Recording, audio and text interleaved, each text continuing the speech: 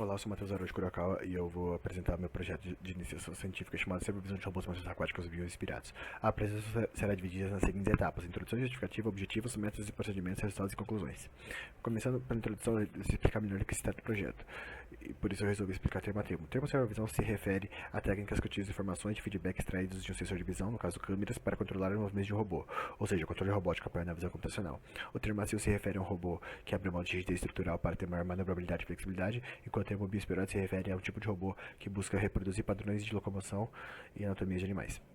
Portanto, o projeto se trata do controle por meio de técnicas de visão computacional do sistema robótico flexível que busca reproduzir os padrões de locomoção de animais aquáticos.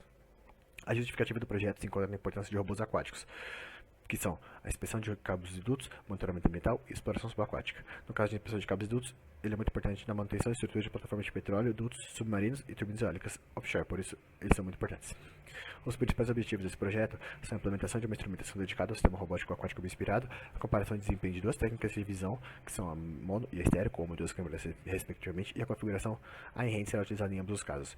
Além disso, o robô deve ser capaz de identificar um alvo que vai ser móvel e seguir ele. Começando pelos métodos e procedimentos para a visão mono, a gente precisa calibrar a câmera. Ela é muito importante porque aumenta a confiabilidade do algoritmo que se apoia no uso de câmeras para receber sinais, portanto é indispensável. Na calibração de câmera, a gente calcula parâmetros intrínsecos e extrínsecos, além do coeficiente de distorção da lente. Os parâmetros extrínsecos definem a posição e orientação da câmera em relação ao sistema de coordenadas do mundo real em que as imagens são captadas.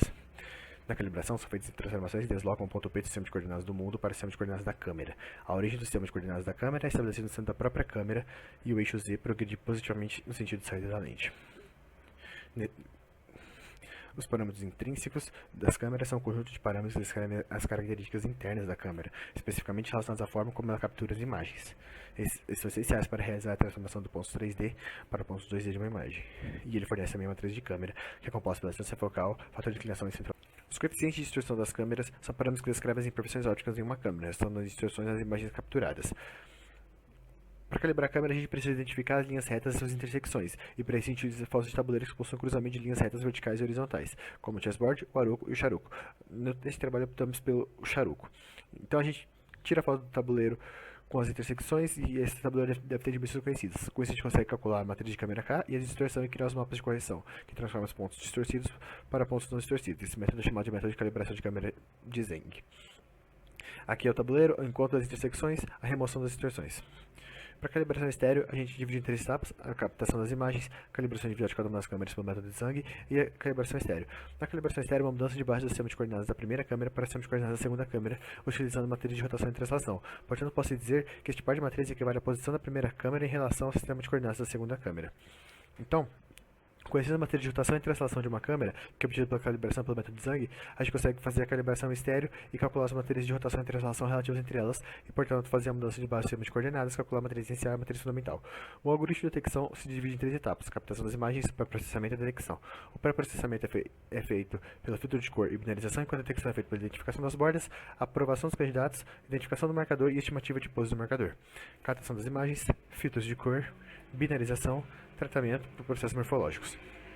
Na detecção temos a extração de bordas, a validação por filtros de área e circularidade e a identificação.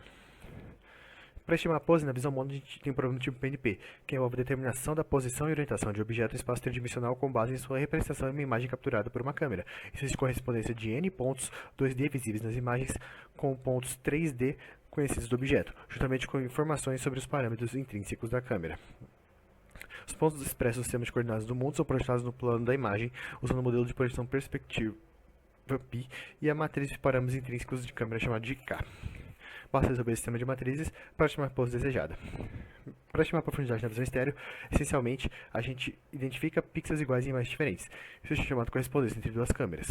No caso, a projeção do ponto P do mundo real ocupa posições distintas em cada uma das imagens geradas, e a distância entre essas imagens, chamada de disparidade, é utilizada numa semelhança de triângulos para estimar a profundidade. Resultados para a visão mono, resultados para a visão estéreo. O tempo de execução de cada uma das técnicas foi de aproximadamente 60 milissegundos. Então a gente conclui que a técnica de visão estéreo, ela apresenta algumas restrições na seleção de câmera, que são: a distância focal das câmeras deve ser igual e a distância entre as câmeras deve ser sempre a mesma. Enquanto a técnica de visão mono apresenta uma instrumentação muito mais simples para fornecer resultados e tempos similares. Portanto, a gente conclui que a visão mono é mais indicada para este projeto.